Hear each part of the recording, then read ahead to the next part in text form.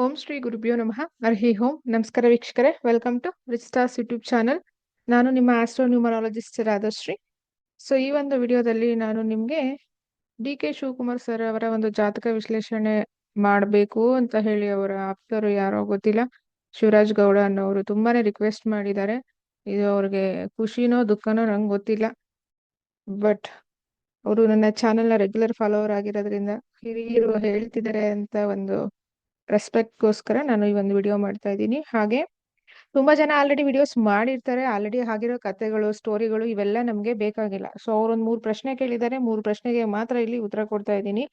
So ಹಾಗಾಗಿ ಬನ್ನಿ ಅವ್ರದ್ದು ಒಂದು ಹಾರೋಸ್ಕೋಪ್ ವಿಶ್ಲೇಷಣೆ ನೋಡೋಣ. ಸೊ ನೆಕ್ಸ್ಟ್ ಇಲ್ಲಿಂದ ಆಚೆಗೆ, ಸೊ ಆಲ್ರೆಡಿ 65 ಏಜ್ ಆಗಿದೆ, ನಿಯರ್ ಅಲ್ವಾ. ಇಲ್ಲಿಂದ ಆಚೆಗೆ ಹೇಗಿರುತ್ತೆ ಅವ್ರದ್ದು ಕರಿಯರ್ ಅಥವಾ ಒಂದು ಪೊಲಿಟಿಕಲ್ ಲೈಫ್ ಆಗಿರಬಹುದು, ಹೆಲ್ತ್ ಆಗಿರಬಹುದು, ಏನೇನ್ ಮೇಜರ್ ಇವೆಂಟ್ಸ್ ನಡೆಯುತ್ತೆ ನೋಡೋಣ. ಸೊ ಹಾಗೆ ನೀವೇನಾದ್ರು ಮೊದಲನೇ ಬಾರಿ ಚಾನೆಲ್ನ ವೀಕ್ಷಣೆ ಮಾಡ್ತಾ ಇದ್ರೆ ದಯವಿಟ್ಟು ಸಬ್ಸ್ಕ್ರೈಬ್ ಮಾಡ್ಕೊಳ್ಳಿ. ಸೊ ಆಗ ನಿಮ್ಗೆ ನಾನು ನೆಕ್ಸ್ಟ್ ಅಪ್ಲೋಡ್ ಮಾಡೋ ಎಲ್ಲಾ ವಿಚಾರಗಳು ಜ್ಯೋತಿಷಕ್ಕೆ ಸಂಬಂಧಪಟ್ಟ ಹಾಗೆ ನಿಮ್ಗೆ ಗೊತ್ತಾಗುತ್ತೆ. ಸೊ ಇವ್ರದ್ದು ಡೇಟ್ ಆಫ್ ಬರ್ತ್ ಇವರು ನಮ್ಗೆ ಕಳಿಸಿರೋ ಪ್ರಕಾರ 15/5/1961 ಬೆಳಗ್ಗೆ 5:15 ಕನಕಪುರ ಅಂತ ಕೊಟ್ಟಿದ್ದಾರೆ. ಸೊ ಮೇಷ ಲಗ್ನ ಬಂದಿದೆ, ಲಗ್ನ 18 ಡಿಗ್ರಿ ಇದೆ. ಸೊ ಮೇಷ ಲಗ್ನ 18 ಡಿಗ್ರಿ ತಗೊಂಡಿದ್ದೀನಿ, 1847 49. ಸೊ ನಿಮಗೆ ಯಾರಾದ್ರೂ ಅವ್ರು ಆಪ್ತರು ಅಂತ ಹೇಳಿದ್ದಾರೆ, ಇವ್ರು ಕೊಟ್ಟಿದ್ದಾರೆ, ನೋಡೋಣ ಅದು ಮ್ಯಾಚ್ ಆಗ್ತಾ ಇದೆಯಾ, ಏನಾಗ್ತಾ ಇದೆ ಜಾತಕದಲ್ಲಿ, ಏನ್ ನಡೀತಿದೆ ಅಂತ ನೋಡೋಣ. ಸೊ ಮೇಷ ಲಗ್ನ, ಲಗ್ನಾಧಿಪತಿ ಚತುರ್ಥ ಭಾವದಲ್ಲಿ ಕುಜ ಇಲ್ಲಿದ್ದಾರೆ. ನೆಕ್ಸ್ಟ್ ಅದಾದ ನಂತರ ಸೂರ್ಯ, ಚಂದ್ರ ಕಂಬಸ್ತಿದ್ದಾರೆ ಅಂಡ್ ಬುಧ. ಇದು ವೃಷಭ ರಾಶಿಯಲ್ಲಿ ಇಷ್ಟು ಗ್ರಹಗಳಿದೆ. ನೆಕ್ಸ್ಟ್ ರಾಹು ಗ್ರಹರು ಪಂಚಮದಲ್ಲಿ ಇದ್ದಾರೆ. ರಾಹು ಕೇತು ಆಲ್ವೇಸ್ ಸಕ್ರಿ. ರಾಹು ಪಂಚಮದಲ್ಲಿದ್ರೆ ಕೇತು 11ನೇ ಮನೆಯಲ್ಲಿ ಇರುತ್ತೆ, ಅದೆಲ್ಲರಿಗೂ ಗೊತ್ತಿರೋ ವಿಚಾರ. ನೆಕ್ಸ್ಟ್ ಶುಕ್ರ ಗ್ರಹರು ಉಚ್ಚ ಸ್ಥಿತಿಯಲ್ಲಿದ್ದಾರೆ. ಸೊ ಅಗೇನ್ ಶುಕ್ರ 22 ಡಿಗ್ರಿನಲ್ಲಿ ಇದೆ, ಸೊ ಎಕ್ಸಾಲ್ಟೇಷನ್ ಪ್ಲಸ್ ಅಲ್ಲಿ ಇದೆ. ನೆಕ್ಸ್ಟ್ ರಿಮೈನಿಂಗ್ ಗುರುಗ್ರಹರು ನೀಚ ಯಾರ ಜೊತೆ ಇದ್ದಾರೆ, ಶನಿ ಗ್ರಹರ ಜೊತೆ ಇದ್ದಾರೆ. Shani already retro. ಸೊ ಇದು ಜನ್ಮ ಕುಂಡಳಿ. ನಾನಿಲ್ಲಿ D9 ತಗೊಂಡಿದ್ದೀನಿ, D10 ತಗೊಂಡಿದ್ದೀನಿ, D12 ತಗೊಂಡಿದ್ದೀನಿ, D12 ಅಲ್ಲ D12 ಅಗೈನ್ D24 ತಗೊಂಡಿದ್ದೀನಿ. ಇಷ್ಟು ಅನಾಲಿಸಿಸ್ಗೆ ನಾನು ಇಲ್ಲಿ ನಿಮ್ಗೆ ಈಗ ಏನ್ ನೆಕ್ಸ್ಟ್ ಎಕ್ಸ್ಪ್ಲೈನ್ ಮಾಡ್ತೀನಲ್ಲ, ಇಷ್ಟು ಪಾಯಿಂಟ್ಸ್ ಇರುತ್ತೆ ಇಲ್ಲಿ. ಆಕ್ಚುಲಿ D9 ಚಾರ್ಟ್ ಹಾಕ್ಬೇಕಿತ್ತು, ಬಟ್ ನಾನು ಆಲ್ರೆಡಿ ಚಾರ್ಟ್ ಇಲ್ಲಿ ತುಂಬಾ ದೊಡ್ಡದಾಗಿ ಬರ್ದು ಬಿಟ್ಟಿದ್ದೀನಿ. ಒಂದು ನಿಮಿಷ, ಅಲ್ಲಿ ಹೋಗ್ತಾ ಟ್ರೈ ಮಾಡ್ತೀನಿ. ಸೊ ಅವಾಗ ನಿಮ್ಗೆ ಗೊತ್ತಾಗುತ್ತೆ. ಸೊ ಮೊದಲನೇದಾಗಿ ಲಗ್ನಾಧಿಪತಿ ನೋಡ್ಬೇಕಾಗತ್ತೆ ಜಾತಕದಲ್ಲಿ, ಲಗ್ನಾಧಿಪತಿ. ಓಕೆನಾ. ಸೊ ಅದಾದ ನಂತರ ಸೊ ತುಂಬಾ ಜನಕ್ಕೆ ಪ್ರಶ್ನೆ ಇರುತ್ತೆ, ನಾರ್ಮಲ್ ಕುಟುಂಬದಿಂದ ಬಂದಂತಹ ಒಬ್ಬ ವ್ಯಕ್ತಿ ಹೇಗೆ ಅತ್ಯುನ್ನತ ಸ್ಥಾನಕ್ಕೆ ಲೈಫಲ್ಲಿ ಹೋಗ್ತಾರೆ ಅಂತ. ಅಂಡ್ ಕೆಲವರು ಪ್ರಶ್ನೆ ಕೇಳ್ತೀರಾ, ನನಗೂ ಬುಧಾದಿತ್ಯ ಯೋಗ ಇದೆ, ನನಗೂ ಅವ್ರ ತರನೇ ಗ್ರಹಗಳಿದೆ. ಸೊ ದಯವಿಟ್ಟು ನಿಮಗೂ ಅವ್ರ ತರನೇ ಗ್ರಹ ಇದ್ರೆ ನಿಮ್ಮ ಪೂರ್ವಿಕರು ಬೇರೆ, ಅವರ ಪೂರ್ವಿಕರು ಬೇರೆ, ನಿಮ್ಮ D9 ಬೇರೆ, ಅವರ D9 ಬೇರೆ, 3 ನಿಮಿಷ 20 ಸೆಕೆಂಡ್ಸ್ ಚೇಂಜ್ ಆದ್ರೆ D9 ಚೇಂಜ್ ಆಗುತ್ತೆ, ಎಲ್ಲ ಚಾರ್ಟ್ಗಳು ಚೇಂಜ್ ಆಗುತ್ತೆ. D60ಗೆ ಫೈನಲ್ ಆಗಿ ಹೋಗಿ, D60ಗೆ ಡೈರೆಕ್ಟ್ ಆಗಿ ಹೋಗ್ಬೇಡಿ. ನಾನು ಲಾಸ್ಟ್ ಟೈಮ್ ವಿಡಿಯೋದಲ್ಲೂ ಹೇಳಿದ್ದೀನಿ, D60 ನೀವು ಕಷ್ಟದಲ್ಲಿರುವಾಗ ಸೊ ನಿಮ್ಗೆ ಹೆಲ್ಪ್ ಮಾಡುವ ಫ್ರೆಂಡ್ಸ್ ಅಥವಾ ನಿಮಗೆ ಎಷ್ಟು ಹಣ ಸಹಾಯ ಮಾಡ್ತಾರೆ ಅಂತ ಹೇಳಿ. ಸೊ ಅದರಲ್ಲಿ ಷಡ್ಬಲಗಳನ್ನ ನಾವು ನೋಡ್ತೀವಿ. ಭಾವಬಲ ತುಂಬಾನೇ ಮುಖ್ಯ ಆಗುತ್ತೆ. ಇವ್ರದಂತೂ ಭಾವಬಲ ತುಂಬಾ ಚೆನ್ನಾಗಿದೆ, 10ನೇ ಮನೆ ಭಾವಬಲ. ಸೊ ಜ್ಯೋತಿಷ ಯಾರಾದ್ರೂ ಕಲಿತಾ ಇದ್ರೆ ನಿಮ್ಗೆ ಗೊತ್ತಿರುತ್ತೆ ನೋಡಿ, 10th ಹೌಸ್ ಅಥವಾ 10ನೇ ಮನೆ ಭಾವಬಲ ತುಂಬಾ ಕಡಿಮೆ ಇರ್ಬೇಕು. ತುಂಬಾ ಜಾಸ್ತಿ ಇದ್ರೆ ತುಂಬಾ ಕಷ್ಟ, ತುಂಬಾ ಕಡಿಮೆ ಇರ್ಬೇಕು. ಸೊ ಹಾಗಾಗ್ಲೇನೆ ಸೊ ಅದು ನಿಮ್ಗೆ ಫಲ ಜಾಸ್ತಿ ಕೊಡುತ್ತೆ. 11ನೇ ಮನೆ ಜಾಸ್ತಿ ಇರ್ಬೇಕು, 2 ಮತ್ತು 11ನೇ ಮನೆಗಳು. ಸೊ ಬನ್ನಿ, ಅಲ್ಲಿವರೆಗೂ ಹೋಗೋದು ಬೇಡ. ರೆಗ್ಯುಲರ್ ಆಗಿ ನೋಡೋರು ಇರ್ತಾರೆ, ಅವ್ರಿಗೆಲ್ಲ ಕನ್ಫ್ಯೂಸ್ ಆಗುತ್ತೆ, ಏನೇನೋ ಹೇಳ್ತಿದ್ದಾರೆ ಇವರು ಅಂತ ಹೇಳಿ. ಹಾಗಾಗಿ ಮೊದಲನೇದಾಗಿ ಲಗ್ನಾಧಿಪತಿ ನೀಚ.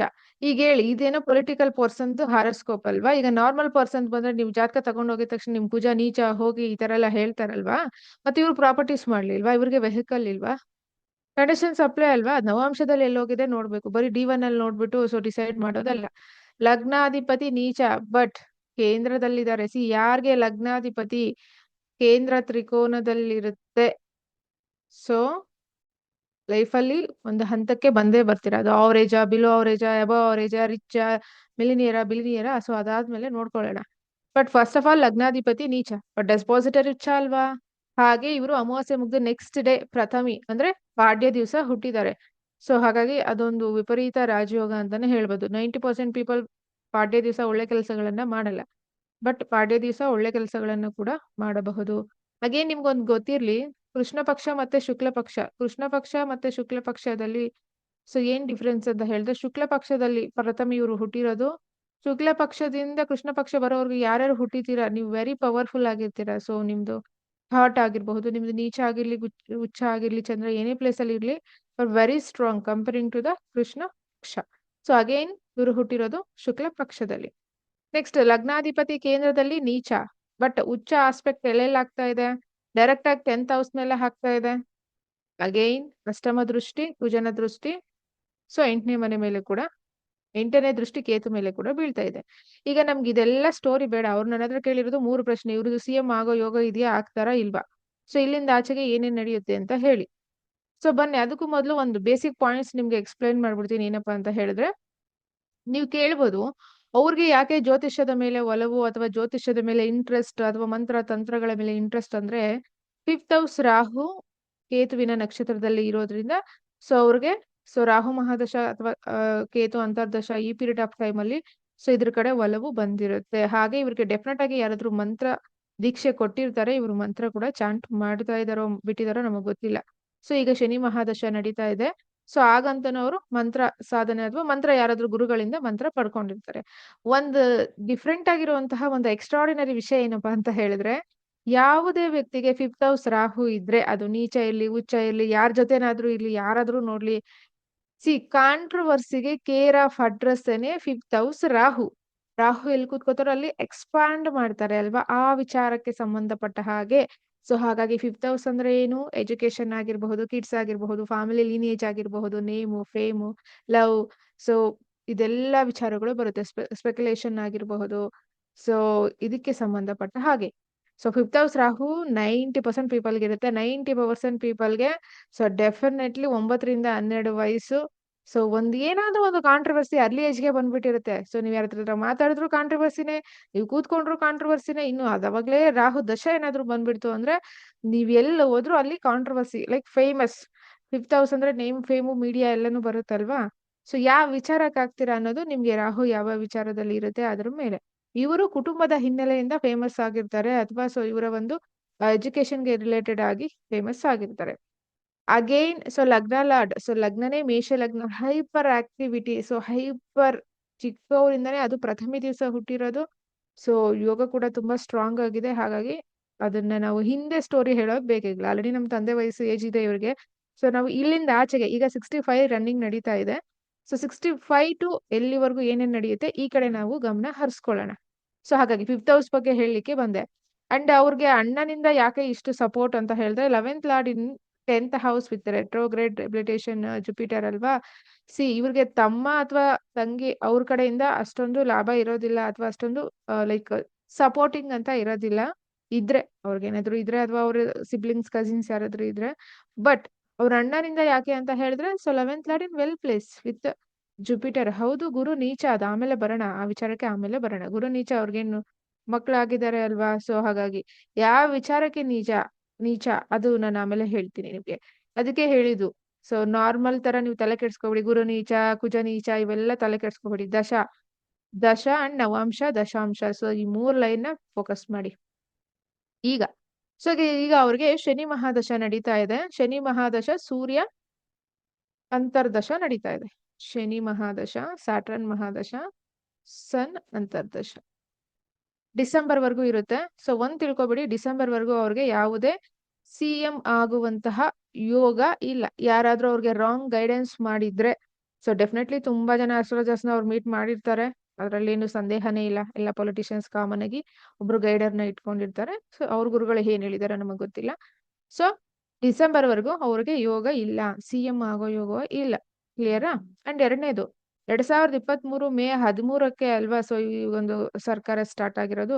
ನಾನು ಯಾವುದೇ ಒಂದು ಪಕ್ಷಕ್ಕೆ ಸೀಮಿತ ಅಲ್ಲ, I mean just teacher. Okay, ಹಾಗಾಗಿ ಸೊ 2027 ಮೇಗೆ ಅದು ಎಂಡ್ ಆಗುತ್ತೆ. ಈ 5 ವರ್ಷಗಳ ಕಾಲ ಏನು ಈ ಸರ್ಕಾರ ಇತ್ತು ಎಂಡ್ ಆಗುತ್ತೆ. ಆಮೇಲೆ ಯಾವ ಪಕ್ಷ ಬರುತ್ತೋ ಅದ್ರ ಮೇಲೆ ಡಿಪೆಂಡ್. ಫಸ್ಟ್ ಅಲ್ಲಿವರೆಗೂ ಹೋಗೋದು ಬೇಡ. ನಾವೀಗ DK ಶಿವಕುಮಾರ್ ಸರ್ ಅವ್ರದ್ದು ಮಾತಾಡ್ತಿದೀವಿ, ಇಲ್ಲಿವರೆಗೇನೆ ಮಾತಾಡೋಣ. ಸೊ ಹಾಗಾಗಿ ಡಿಸೆಂಬರ್ ವರ್ಗಂತೂ ಕ್ಲಿಯರ್ ಆಗಿದೆ. ಏನಪ್ಪಾ ಅಂತ ಹೇಳಿದ್ರೆ ನೋ. ಸೊ CM ಆಗುವಂತಹ ಯಾವುದೇ ಯೋಗ ಸದ್ಯಕ್ಕೆ ಜಾತಕದಲ್ಲಿ ಕಂಡು ಬರ್ತಾ ಇಲ್ಲ. ನೆಕ್ಸ್ಟ್ 2ನೇ ಪಾಯಿಂಟ್. ಸೊ ಅಟ್ಲೀಸ್ಟ್ ಅವ್ರಿಗೆ CM ಆಗೋ ಯೋಗ ಇದೆಯಾ ಅಂತ ಹೇಳಿ D10 ಬರ್ತೀವಿ. ಇಲ್ಲಿ ನಾನು ಆಮೇಲೆ ಸಾಧ್ಯವಾದ್ರೆ ಬರಿತೀನಿ D10. ನೋಡಿ, 90% ಪೊಲಿಟಿಷಿಯನ್ಸ್ಗೆ 4th ಹೌಸ್ ಸನ್ ಇರುತ್ತೆ. ಎಲ್ಲಿ? D10 ಅಲ್ಲಿ 90%. ಅಥವಾ ಸನ್ ನೀಚ ಆಗಿರುತ್ತೆ. ಅಥವಾ ನೀವು ಯಾರಾದ್ರೂ ಗೌರ್ಮೆಂಟ್ ಜಾಬ್ ಅವ್ರು ಈ ವಿಡಿಯೋ ನೋಡ್ತಿದ್ರೆ ನೋಡ್ಕೊಳ್ಳಿ. ಸನ್ ಅಥವಾ ಉಚ್ಚ ಇರುತ್ತೆ ಅಥವಾ ನೀಚ ಇರುತ್ತೆ. ಜಾಸ್ತಿ ನೀಚ ಇರುವಂತಹವರೇ ಪೊಲಿಟಿಕಲ್ ಅಲ್ಲಿ ಇರ್ತಾರೆ. ಯಾಕೆ ಹೇಳಿ? ಪೇಷನ್ಸಿ ಜಾಸ್ತಿ. ರಾಜಕೀಯ ಅಂದ್ರೇನೆ ಪೇಷನ್ಸಿ. ಉಚ್ಚ ಸೂರ್ಯನ ತಗೊಂಡೋಗಿ ನೀವು ರಾಜಕೀಯದಲ್ಲಿ ಕೂರಿಸಿದಾಗ ಪೇಷನ್ಸಿ ಇರೋದಿಲ್ಲ. ಅಂಡ್ ಇನ್ನೊಂದು ವಿಚಾರ, ಇವ್ರಿಗೆ ಸೂರ್ಯ 000 ಡಿಗ್ರಿ ಇದೆ. ಸೊ ಜಸ್ಟ್ 35 ನಿಮಿಷ ಅಂದ್ರೆ ಬೆಳಗ್ಗೆ 5:15 ಕೊಟ್ಟಿದ್ದಾರೆ, 4:04ವರೆಗೆ ಸೂರ್ಯ ಮೂವ್ ಆಗಿದೆ. ಓಕೆನಾ? ಹಾಗಾಗಿ ಲಗ್ನದ ಪ್ರಭಾವ, ಸೂರ್ಯ ಲಗ್ನಕ್ಕೆ ಉಚ್ಚಕ್ಕೆ ಹೆಚ್ಚು ಒತ್ತನ್ನ ಕೊಡ್ಬೇಕಾಗುತ್ತೆ. ನೆಕ್ಸ್ಟ್ 2027 ಮೇ ತನಕ ಈ ಒಂದು ಸರ್ಕಾರ ಇದೆ, ಈಗಿರುವಂತಹ ಸರ್ಕಾರ. ಅದರಲ್ಲಿ ಇವರಿಗೆ ಎಲ್ಲಿಂದ ಎಲ್ಲಿಗೆ ಸಾಧ್ಯತೆ ಇದೆ ಅಂತ ಹೇಳಿದ್ರೆ, ನೆಕ್ಸ್ಟ್ ಇಯರ್ 2026 ಜುಲೈಯಿಂದ 2026 ನವೆಂಬರ್, ಇಲ್ಲಿ ಸಾಧ್ಯತೆ ಇದೆ. ನಾನು 100% ಅಂತ ಹೇಳ್ತಾ ಇಲ್ಲ, ಸಾಧ್ಯತೆ ಹೆಚ್ಚು ಇದೆ. ಸೊ ಇವ್ರಿಗೆ CM ಆಗುವಂತಹ ಯೋಗ ಇದು ಬಿಟ್ರೆ ಮುಂದಿನ ದಿನಗಳಲ್ಲಿ ಇಲ್ಲ, ತುಂಬಾ ಕಷ್ಟ. ಓಕೆನಾ? PM ಆಮೇಲೆ ಹೋಗೋಣ, ಫಸ್ಟ್ CM ಆಗ್ಲಿ.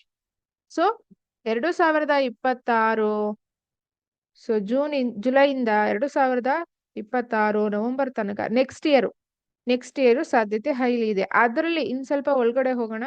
August, September, October, November. ಅದಕ್ಕೆ ನವೆಂಬರ್ ಇಲ್ಲಿ ಕೊಟ್ಟಿದ್ದೀನಿ ನೋಡಿ. ಈ 4 ತಿಂಗಳಲ್ಲಿ ಏನಾದ್ರೂ CM ಆದ್ರೆ ಆದಂಗೆ, ಇಲ್ಲ ಅಂದ್ರೆ ಇಲ್ಲ. ಕ್ಲಿಯರ್? ಇಲ್ಲಿ ಮಾತ್ರನೇ ಹೈಲಿ ಚಾನ್ಸಸ್ ಇದೆ, ಈಗಂತೂ ಇಲ್ಲ. 2ನೇದು, ಈಗ ಆಲ್ರೆಡಿ ಅವ್ರಿಗೆ ವಯಸ್ಸು 65. ಓಕೆನಾ? 65 ಅಟ್ ದ ಏಜ್ ಆಫ್ 66, ಈ ಏಜ್ ಅಲ್ಲಿ ಮಾತ್ರನೇ ಅವರಿಗೆ CM ಆಗುವಂತಹ ಯೋಗ ಇದೆ. ಇದಾದ ನಂತರ ಇಲ್ಲ. ಸೊ ಅದಾದ ನಂತರ ಕಂಟಿನ್ಯೂಸ್ ಆಗಿ ಅವ್ರಿಗೆ ಸ್ವಲ್ಪ ಸಮಸ್ಯೆಗಳ ಬುದ್ಧಿ ಹೆಚ್ಚು ಕಾಡ್ತಾ ಇದೆ. ಯಾಕೆ ಅಂತ ಹೇಳಿದ್ರೆ 2027 ಮೇ ಆದ ಮೇಲೆ ಅವ್ರಿಗೆ ಪುನಃ ಬಂಧನ ಯೋಗ ಇದೆ. ಇಲ್ಲಿ ನೋಡಿ, ಪುನಃ ಬಂಧನ ಯೋಗ ಇದೆ. So at the age of 67 ತುಂಬಾನೇ ಬ್ಯಾಡ್ ಅಂತಾನೆ ಹೇಳ್ಬೋದು. ಅವ್ರಿಗೆ 67ನೇ ವಯಸ್ಸಿದೆಯಲ್ಲ ಇವ್ರಿಗೆ ಲೈಫಲ್ಲಿ. ಸೊ ತುಂಬಾನೇ ಕ್ರಿಟಿಕಲ್ ಅಥವಾ ತುಂಬಾನೇ ಬೇಜಾರಿನ ವಿಚಾರ. ಯಾವ ವಿಚಾರವಾಗಿ?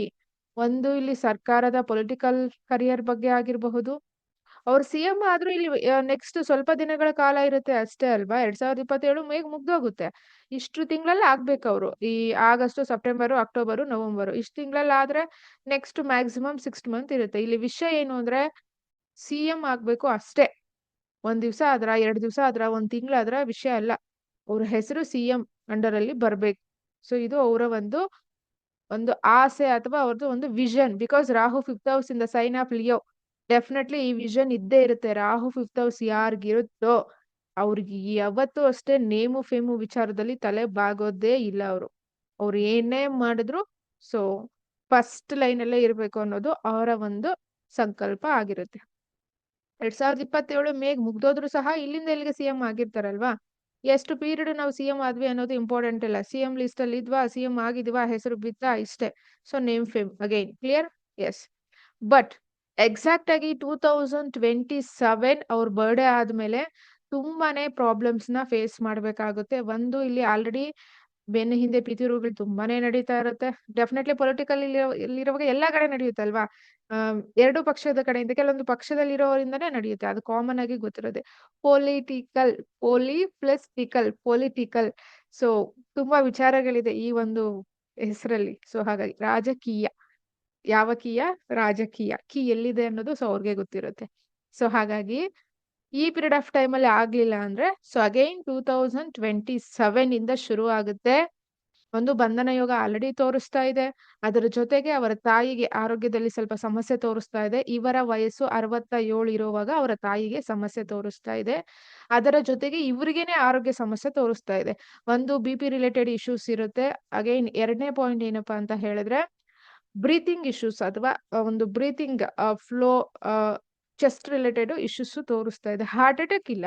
ಬಟ್ ಬ್ರೀತಿಂಗ್ ರಿಲೇಟೆಡ್ ಇಶ್ಯೂಸ್ ಆ ಒಂದು ಪೀರಿಯಡ್ ಅಲ್ಲಿ ಅದು ಜಸ್ಟ್ ಕಾಣಿಸ್ಕೊಳ್ಳುತ್ತೆ. ಇವನ್ ಏಜ್ ಕೂಡ ನಾವು ನೋಡ್ಬೇಕಾಗತ್ತಲ್ಲ. ಸೊ ಹಾಗಾಗಿ ಏಜ್ ಆಗೋಯ್ತಾ ಅಂತಲ್ಲ.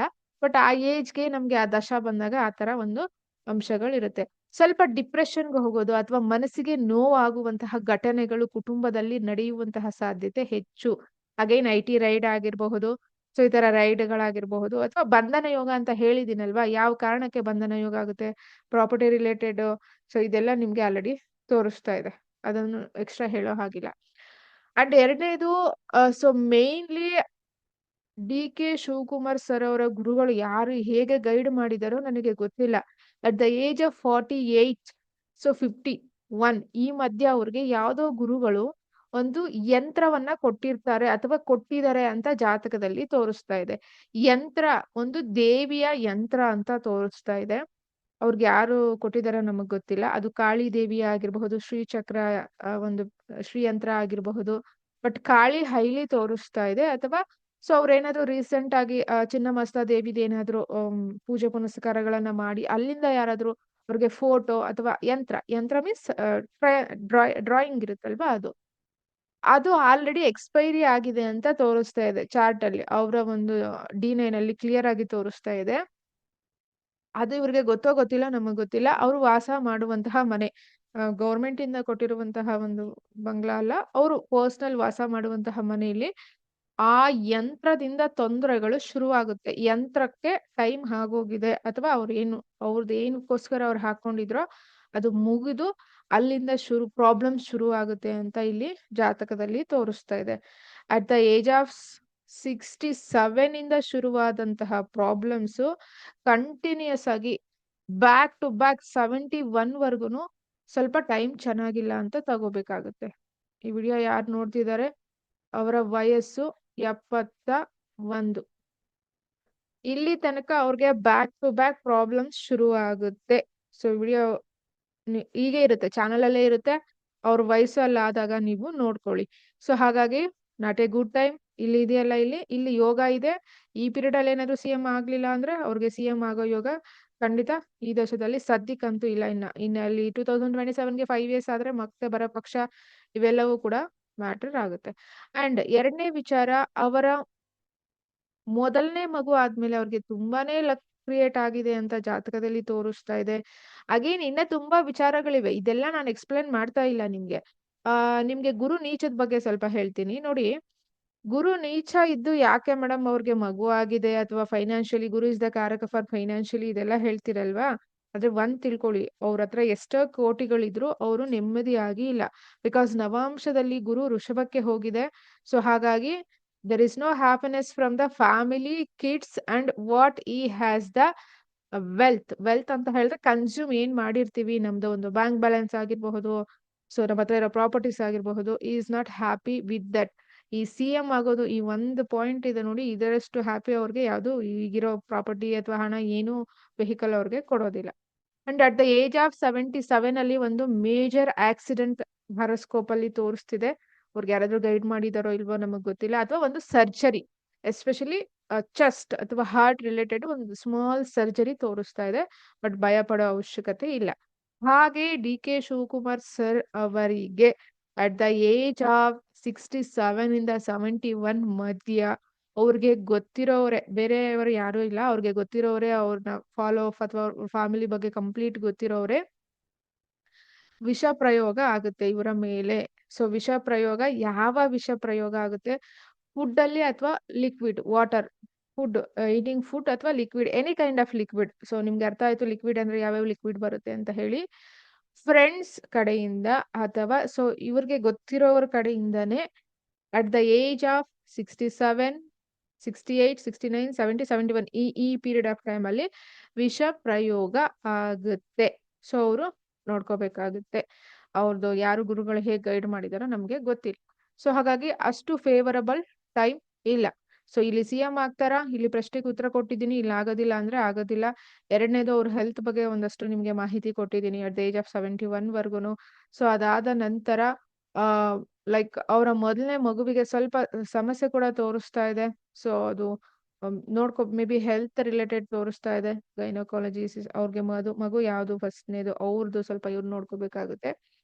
ಅಗೇನ್ ಈ ವರ್ಷ ಅವರ ಅಣ್ಣನಿಗೆ ಪಬ್ಲಿಕ್ ಇಂದ ಸಪೋರ್ಟ್ ಇಲ್ಲ ಅಂತ ತೋರಿಸ್ತಾ ಇದೆ. ಎಸ್ಪೆಷಲಿ ಈ ವರ್ಷ ಈ ವರ್ಷ 2025 ಅಲ್ಲೂ ಸಪೋರ್ಟ್ ಸಿಗ್ತಾ ಇಲ್ಲ ಅವ್ರಿಗೆ. ಅಗೈನ್ 26 ಅಲ್ಲೂ ಅಷ್ಟು ಸಪೋರ್ಟ್ ಇಲ್ಲ. ನೆಕ್ಸ್ಟ್ ಈ ಕಡೆ ಬನ್ನಿ. ಯೂಶಲಿ ನಿಮ್ಗೆ ಫೈನಾನ್ಸ್ ಬಗ್ಗೆ ಕೇಳಿದಾಗ ಏನ್ ಹೇಳ್ತೀವಿ? ಫೈನಾನ್ಸ್ ಅಂತ ಹೇಳಿದ್ರೆ ಈ ಜೀವನದಲ್ಲಿ ಎಷ್ಟು ನಾವು ಹಣ ಮಾಡ್ತೀವಿ, ನಾವು ಬಿಲಿನಿಯರ್ ಆಗ್ತೀವಾ, ರಿಚ್ ಆಗ್ತೀವಾ, ಈ ತರ ಯೂಶಲಿ ಕ್ಲೈಂಟ್ ಕೇಳ್ತಿರಲ್ವಾ ನೀವು? ಸಿ, ಎರಡನೇ ಮನೆ ಅಧಿಪತಿ ಇವ್ರಿಗೆ 12ರಲ್ಲಿ ಉಚ್ಚದಲ್ಲಿ ಕೂತಿದ್ದಾರೆ. ಇದ್ರ ಅರ್ಥ ಏನು? ನೀವು ಹಣ ಅರ್ನ್ ಮಾಡ್ಬೇಕಾ? ಎರಡನೇ ಮನೆ ಬಂದು ನೀವು ಅರ್ನ್ ಮಾಡಿ ಸೇವ್ ಮಾಡುವಂತಹದ್ದು. 11ನೇ ಮನೆ ಬಂದು ರೆಗ್ಯುಲರ್ ಇನ್ಕಮ್, ದಿನನಿತ್ಯ ಏನ್ ಬಿಸ್ನೆಸ್ ಮಾಡ್ತೀರಾ, ವರ್ಕ್ ಮಾಡ್ತೀರಾ ಅಥವಾ ಕೆಲ್ಸಕ್ಕೆ ಹೋಗ್ತೀರಾ, ಸ್ಯಾಲ್ರಿ ಇದು. ಸೆಕೆಂಡ್ ಲಾರ್ಡು 12th ಹೌಸ್ ಅಲ್ಲಿ ಎಕ್ಸಾಲ್ಟೇಷನ್ ಅಲ್ಲಿ ಇದೆ. But 12th house Shukra cash ನ ನಿಮಗ್ ಕೊಡೋದಿಲ್ಲ. ಅವನು ಲಕ್ಸುರಿನ ಜಾಸ್ತಿ ಮಾಡ್ತಾನೆ. ನಿಮ್ಮ ಕಂಫರ್ಟ್ಸ್ ಆಗಿರ್ಬಹುದು, ಲಕ್ಸುರಿ ಲೈಫ್ ನ ಆಗಿರಬಹುದು. ಮತ್ತೆ ಇವ್ರಿಗೆ ಹಣ ಯಾರು ಕೊಟ್ರು ಮೇಡಮ್? ಸೇಮ್ ಶುಕ್ರ ಕೂತಿರುವಂತಹ ನಕ್ಷತ್ರ ಯಾವುದು? ಅಲ್ಲೋಗಿ ನೋಡಿ. Again the dispositor in 10th house with 10th lord to hard work. So ಅಷ್ಟು ಈಸಿ ಇಲ್ಲ ನೀವು ಅಂದ್ರೆ ಅಷ್ಟು ಈಸಿ ಆಗಿ ಅವನೇನು ಬಂದಿಲ್ಲ. ಸೊ ತುಂಬಾನೇ ಸ್ಟ್ರಗಲಿಂಗ್ಸ್ ಇದೆ ಅವರು ಇಲ್ಲಿ ತನಕ ಬಂದಿರೋದು. 33 ಏಜ್ ವರ್ಗೂ ಅವ್ರಿಗೂ ಸಹ ಕ್ಲಿಕ್ ಆಗಕ್ಕೆ ತುಂಬಾನೇ ಕಷ್ಟ. ತುಂಬಾ ಅಂದ್ರೆ ತುಂಬಾ ಕಷ್ಟ. 33 ಇಂದ ಕ್ಲಿಕ್ ಆಗಿರೋದು ಅವರು. ಸೊ ನಿಮ್ಗೆ ಯಾರಾದ್ರೂ ಅವ್ರದ್ದು ಬಿಹೈಂಡ್ ಸ್ಟೋರಿ ಅಥವಾ ಅವರು ನಡೆದು ಬಂದ ರೀತಿ, ಎಜುಕೇಶನ್, ಪೊಲಿಟಿಕಲ್ ಅಥವಾ ಅವ್ರ ಬಿಸ್ನೆಸ್ ಗೊತ್ತಿದ್ರೆ ನಿಮಗೆ ಗೊತ್ತಾಗಿರುತ್ತೆ.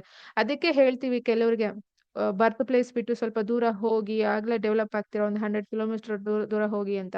ಒಂದ್ ಮಗು ಇದೆ, 2 ಮಗು ಇದೆ, ನಾವು ಹೆಣ್ಮಗುನ ಕಳ್ಸೋದಿಲ್ಲ, ಗಂಡ್ ಮಗುನ ಕಳ್ಸೋದಿಲ್ಲ, ಈ ತರ ಸೆಂಟಿಮೆಂಟ್ಗಳಲ್ಲಿ ಇಟ್ಕೊಂಡ್ರೆ ಯಾರು ಏನು ಅಚೀವ್ ಮಾಡ್ಲಿಕ್ಕೆ ಸಾಧ್ಯ ಇಲ್ಲ. ಸೊ ಹಾಗಾಗಿ ಕಳ್ಸ್ಕೊಡ್ಬೇಕಾಗುತ್ತೆ. ಅಂಡ್ ಎರಡನೇ ಪಾಯಿಂಟು, ಇಷ್ಟೊಂದು ರಿಚ್ ಪರ್ಸನ್ ಆಗಕ್ಕೆ ರೀಸನ್ ಏನು? ಸೆಕೆಂಡ್ ಲಾರ್ಡ್ 12th ಹೌಸ್ ಅಲ್ಲಿ ಉಚ್ಚ ಇದ್ರೆ ಆಗ್ಬಿಡುತ್ತಾ? ಅಗೈನ್ ಡೆಸ್ಪಾಸಿಟರ್ 10th ಹೌಸ್ ಅಲ್ಲಿ ನೀಚ ಇದ್ರೆ ಆಗ್ಬಿಡುತ್ತಾ? ಇಲ್ಲ, ಬೇರೆ ವಿಚಾರ ಇದೆ. ಸೊ ಅದಕ್ಕೆ ಹೇಳೋದು ಜ್ಯೋತಿಷ್ಯ ಅನ್ನೋದು ಅಷ್ಟು ಈಸಿ ಅಲ್ಲ. ನೀವು ಸೋಷಿಯಲ್ ಮೀಡಿಯಾದಲ್ಲಿ ನೋಡೋದು, ಸೊ ಆತರ ಎಲ್ಲ ನೀವು ಫ್ಲಾಟ್ ಆಗ್ಬೇಡಿ. ಒಂದಷ್ಟು ಜನ ಕ್ಲೈಂಟ್ ಕೇಳ್ತೀರಾ, madam D K Shivakumar sir ವರ್ಗೂ ಈ ಯೋಗ ಇದೆ, ನನ್ಗೂ ಈ ಯೋಗ ಇದೆ. ನೋ ನೋ ನೋ ಆ ತರ ಬರೋದಿಲ್ಲ ಅದು. ಫೈನ್, ಬನ್ನಿ ಒಂದೇ ಒಂದು ಸೀಕ್ರೆಟ್ ಹೇಳ್ತೀನಿ. ಹಿಂದೂ ಲಗ್ನ ಅಂತ ನಮ್ಮ ಜಾತಕದಲ್ಲಿ ಇರುತ್ತೆ. ನೀವು ಅದಕ್ಕೆ ಹೇಳಿದ್ದು D60 ಹೋಗಕ್ ಮುಂಚೆ ಇಲ್ಲಿ ನೋಡಿ. ಹಿಂದೂ ಲಗ್ನ ಇರುತ್ತಲ್ವಾ, ಹಿಂದೂ ಲಗ್ನ ಯಾವ ಒಂದು ಪ್ಲಾನೆಟ್ ಅಕ್ವೈರ್ ಮಾಡಿರುತ್ತೋ ಆ ದಶಾ ಬರ್ಬೇಕು. ಆ ದಶಾ ಬಂದಾಗ ನಮಗೆ ಸೊ ಡೆಫಿನೆಟ್ಲಿ ಸೊ ನಮ್ಮ ಕರ್ಮ ಫಲದ ಪ್ರಕಾರ ಅವರೇಜಾ, ಅಬೋ ಅವರೇಜಾ, ಬಿಲೋ ಅವರೇಜಾ, ಏನ್ ಕೇಪಬಿಲಿಟಿ, ಯಾವ ಪ್ಲಾನೆಟ್ ಅದ್ರ ಮೇಲೆ ಡಿಪೆಂಡ್ ಆಗುತ್ತೆ. ಹಿಂದೂ ಲಗ್ನ ಕೂತಿರುವಂತಹ ಪ್ಲಾನೆಟ್ ದಶಾ ಅಂತರ್ದಶ ಬಂದಾಗ ಮಾತ್ರನೇ ಹಣ ಅರ್ನ್ ಮಾಡ್ತೀರಾ. ನೀವು ಎಷ್ಟೇ ರಿಚ್ ಪರ್ಸನ್ಸ್ ಹಾರೋಸ್ಕೋಪ್ ಚೆಕ್ ಮಾಡಿದ್ರು ನಿಮಗೆ ಗೊತ್ತಾಗುತ್ತೆ. ಅಂಡ್ ಎರಡನೇದು, ಇವ್ರಿಗೆ 9ನೇ ಮನೆಯಲ್ಲಿ ಮಾಂದಿ ಇದೆ. ಸೊ ಹಾಗಾಗಿ ಟೈಮ್ಸ್ ಗುರುಗಳಿಂದ ಒಳ್ಳೆ ಮಾರ್ಗದರ್ಶನ ಸಿಗುತ್ತೆ, ಟೈಮ್ಸ್ ಗುರುಗಳಿಂದಾನೇ ಒಳ್ಳೆ ಮಾರ್ಗದರ್ಶನ ಸಿಗೋದಿಲ್ಲ. ಸೊ ಇವೆಲ್ಲವನ್ನು ನಾವು ನೋಡ್ಬೇಕಾಗುತ್ತೆ. ಸಾಡೆ ಸಾತಿ ಇವ್ರಿಗೆ ಸ್ಟಾರ್ಟ್ ಆಗೋದು ಯಾವಾಗ? 27ಗೆ ಸ್ಟಾರ್ಟ್ ಆದ ಸ್ಟಾರ್ಟಿಂಗ್ ಅಲ್ಲೇನೆ ಈ ವಿಡಿಯೋದಲ್ಲೇ ನಾನು ತುಂಬಾ ಹೇಳಿದ್ದೀನಿ. 4th ಹೌಸ್ ರಿಲೇಟೆಡ್ ಹೇಳಿದ್ದೀನಿ. ಬಂಧನ ಯೋಗ ಇರ್ಬೋದು, ಅವ್ರ ಮದರ್ಗೆ ಹೆಲ್ತ್ ಪ್ರಾಬ್ಲಮ್ ಇರ್ಬೋದು, ಇವ್ರಿಗೆ ಹೆಲ್ತ್ ಪ್ರಾಬ್ಲಮ್ ಇರ್ಬೋದು, sudden property acquisition through government ಇರಬಹುದು, ಕಾಯ್ತಾ ಇದ್ದಾರೆ ಅಂತ ಹೇಳಿದ್ನಲ್ಲ. ಹಾಗಾಗಿ ಅಂಡ್ ಇವ್ರಿಗೆ ಅಂತ ಇಲ್ಲ, ತುಂಬಾ ಜನಕ್ಕೆ ಇವ್ರೇನಾದ್ರೂ ದಶಮಹಾವಿದ್ಯನ ಪ್ರಾಕ್ಟೀಸ್ ಮಾಡಿದಾರಾ ಅಥವಾ ಮಾಡ್ತಿದಾರಾ, ಯಾರಾದ್ರೂ ಗೈಡ್ ಮಾಡಿದಾರಾ ನಂಗೆ ಗೊತ್ತಿಲ್ಲ. ಸೊ ಶನಿ ದಶ ನಡೀತಾ ಇದೆ ಅಂತ ಹೇಳಿ ಇವ್ರಿಗೆ ಏನಾದ್ರು ಲೈಕ್ ಯಾರಾದ್ರೂ ಕಾಳಿ ಆರಾಧನೆ ಈ ತರ ಏನಾದ್ರು ಕೊಟ್ಟಿದ್ರೆ ಈ ಬಾರಿ ಬ್ಯಾಡ್ ಆಗುತ್ತೆ ಅದು. ಯಾಕೆ ಅಂತ ಹೇಳಿದ್ರೆ, ಯಾವ ಟೈಮಲ್ಲಿ ಯಾವ ದೇವಿನ ಆರಾಧನೆ ಮಾಡ್ಬೇಕು ನಿಮ್ಮ ಹಾರೋಸ್ಕೋಪ್ ಇಂಡಿಕೇಶನ್ ಕೊಡುತ್ತೆ ನಿಮ್ಗೆ. ಎಲ್ಲಾ ಟೈಮಲ್ಲೂ ಎಲ್ಲಾ ಅವತಾರಗಳನ್ನ ನಾವು ಆರಾಧನೆ ಮಾಡ್ಲಿಕ್ಕೆ ಬರೋದಿಲ್ಲ. ಸೊ ಈ ಬಾರಿ ಇವ್ರೇನಾದ್ರೂ ಕಾಳಿ ದೇವಿಯ ಆರಾಧನೆ ಅಥವಾ ಹೆಚ್ಚು ಕಾಮಾಖ್ಯೆಗೆ ಹೋಗೋದು ಈ ತರ ಇದ್ರೆ ಸ್ವಲ್ಪ ಕಷ್ಟ ಆಗುತ್ತೆ. ಅಂಡ್ ಇನ್ನು ಬೇರೆ ಬೇರೆ ವಿಚಾರಗಳು ಈ ಜಾತಕದಲ್ಲಿ ಇದೆ, ಬಟ್ ಅದನ್ನೆಲ್ಲ ನಾನಿಲ್ಲಿ ಎಕ್ಸ್ಪ್ಲೇನ್ ಮಾಡಕ್ಕೆ ಆಗೋದಿಲ್ಲ. ಅವ್ರದ್ದು ಜಾತಕ ಅವ್ರ ಪರ್ಮಿಷನ್ ಇಲ್ದನೆ ಮಾಡ್ತಾ ಇದೀವಿ. ಒಂದು ಯಾಕೆ ಅಂತ ಹೇಳಿದ್ರೆ ಅವ್ರು ಪಬ್ಲಿಕ್ ಅಲ್ಲಿ ಇದ್ದಾರೆ, ಸೊ ಹಾಗೆ ನಿಮ್ಗೂ ಅರ್ಥ ಆಗ್ಲಿ ಅನ್ನೋದು. ಅಂಡ್ ಎರಡನೇದು, ಜಾತಕನಿಗೆ ಲಗ್ನೋಲಾಡ್ ನೀಚ ಆದ ಮಾತ್ರಕ್ಕೆ ಲಗ್ನಕ್ಕೆ ಸಂಬಂಧಪಟ್ಟ ಎಲ್ಲಾ ವಿಚಾರಗಳು ಕಡಿಮೆ ಇರೋದಿಲ್ಲ. ನವಾಂಶ ಚೆನ್ನಾಗಿದೆ. ಸೊ ನವಾಂಶ ಎಕ್ಸಲೆಂಟ್ ಆಗಿದೆ. ಒಂದೆರಡು ಗ್ರಹಗಳು ತುಂಬಾನೇ ಬ್ಯಾಡ್ ಇರೋದ್ರಿಂದ ಅವರು ಅಲ್ಲಿ ರೆಮಿಡೀಸ್ ಮಾಡ್ಕೋಬೇಕಾಗುತ್ತೆ. ಸೊ ಇದಿಷ್ಟು ವಿಚಾರ ಡಿ ಕೆ ಶಿವಕುಮಾರ್ ಸರ್ ಅವರ ಒಂದು ಜಾತಕ ವಿಶ್ಲೇಷಣೆ ನಾನು ಕ್ಲಿಯರ್ ಮಾಡಿದ್ದೀನಿ. At the age of 67. So bad time, ತುಂಬಾನೇ ಬ್ಯಾಡ್ ಟೈಮ್ ಶುರು ಆಗುತ್ತೆ. ಸೊ ಆಗ ಅವ್ರಿಗೆ ನೆಗೆಟಿವ್ ಎನರ್ಜಿ ಬೇಗ ಅಟ್ಯಾಕ್ ಆಗುತ್ತೆ. ಸೊ ಇದಕ್ಕೆ ಹೇಳೋದು, ಇವ್ರೇನೋ ಪೊಲಿಟಿಷಿಯನ್, ಅದಕ್ಕೆ ಡೆಫಿನೆಟ್ಲಿ ಕೊಡ್ಲೇಬೇಕು ಅವ್ರ ಡೇಟ್ ಆಫ್ ಬರ್ತ್ ಟೈಮಿಂಗ್ಸ್ ಪಬ್ಲಿಕ್ಗೆ. ಬಟ್ ನಾರ್ಮಲಿ ಏನ್ ಹೇಳ್ತೀನಿ ಅಂತ ಹೇಳಿದ್ರೆ, ನಿಮ್ಮ ಡೇಟ್ ಆಫ್ ಬರ್ತ್ಗಳು, ನಿಮ್ಮ original date of birth timings ನ ಯಾವುದೇ ಪಬ್ಲಿಕ್ ಪ್ಲಾಟ್ಫಾರ್ಮ್ ಅಲ್ಲಿ ಶೇರ್ ಮಾಡಬೇಡಿ. Clear? Yes. And one more thing, ಇವ್ರಿಗೆ ಸ್ಪೆಷಲ್ ಆಗಿ ಯಾವುದೇ ತಿಥಿ ಊಟನ ಇವರು ಸೇವನೆ ಮಾಡೋ ಹಾಗೆ ಇಲ್ಲ. ಇವ್ರ ಗುರುಗಳು ಏನ್ ಹೇಳಿದಾರೆ ನಮಗ್ ಗೊತ್ತಿಲ್ಲ. ಇದೊಂದು ಯಾರಾದ್ರೂ ನೋಡ್ತಿದ್ರೆ ಸೊ ಮಾಹಿತಿ ಅವ್ರವ್ರಿಗೂ ಹೋದ್ರೆ ಹೋಗ್ಲಿ. ತಿಥಿ ಊಟ ಯಾವತ್ತು ಇವರು ಸೇವನೆ ಮಾಡ್ತಾರೆ ಅವತ್ತು ಅಥವಾ ಆ ಪೀರಿಯಡ್ ಆಫ್ ಟೈಮ್ ತುಂಬಾನೇ ಪ್ರಾಬ್ಲಮ್ ಆಗುತ್ತೆ. ಸಮ್ ಟೈಮ್ಸ್ ಓನ್ ಫ್ಯಾಮಿಲಿನಲ್ಲಿ ಕೂಡ ಕೆಲವ್ರಿಗೆ ತಿನ್ಬೇಡಿ ಅಂತಾನೆ ಸಜೆಸ್ಟ್ ಮಾಡ್ತೀವಿ. ಯಾಕೆಂದ್ರೆ ಅವರ ಒಂದು ಜಾತಕದ ವಿಶ್ಲೇಷಣೆಯ ಅನುಸಾರವಾಗಿ. ಇದೇ ತರ ನಿಮ್ ಜಾತಕನು ಯಾವ ಏಜ್ ಅಲ್ಲಿ ಪ್ಲಸ್ ಇದೆ, ಯಾವ ಏಜ್ ಅಲ್ಲಿ ಮೈನಸ್ ಇದೆ, ಎಲ್ಲಿ ಅಲರ್ಟ್ ಆಗಿರ್ಬೇಕು, ಎಲ್ಲಿ ಇನ್ವೆಸ್ಟ್ ಮಾಡ್ಬೇಕು, ಎಲ್ಲಿ ಮದ್ವೆ ಜೀವನ ಸ್ವಲ್ಪ ಸಮಸ್ಯೆ ಇರುತ್ತೆ, ಅದಾದ್ಮೇಲೆ ಸರಿ ಹೋಗುತ್ತೆ, ಈ ತರ ಸ್ಟೆಪ್ ಬೈ ಸ್ಟೆಪ್ ಎಲ್ಲ ನೀವು ತಿಳ್ಕೊಬೇಕು ಅಂತ ಹೇಳಿದ್ರೆ ಖಂಡಿತ ನೀವು ಕನ್ಸಲ್ಟ್ ಮಾಡಬಹುದು. ಕೆಳಗಡೆ ಸ್ಕ್ರೀನ್ ಮೇಲೆ ನಂಬರ್ ಕೊಟ್ಟಿರ್ತೀನಿ. ಸೊ ನಾನು ಯಾರು ಏನು ಎಲ್ಲವೂ ನಿಮ್ಗೆ ಮಾಹಿತಿ AR ಅಸ್ಟ್ರಾಲಜಿ ಚಾನಲ್ ಅಂತ ಇರುತ್ತೆ, ಅಲ್ಲಿ ಹೋಗಿ ನೋಡಿ ಗೊತ್ತಾಗುತ್ತೆ. ಸೊ ಇದಿಷ್ಟು ವಿಚಾರಗಳು. ಥ್ಯಾಂಕ್ ಯು ಸೋ ಮಚ್ ಇಲ್ಲಿ ತನಕ ವಿಡಿಯೋ ನೋಡಿದ್ದಕ್ಕೆ ಎಲ್ಲರಿಗೂ. So thank you so much. ಧನ್ಯವಾದಗಳು.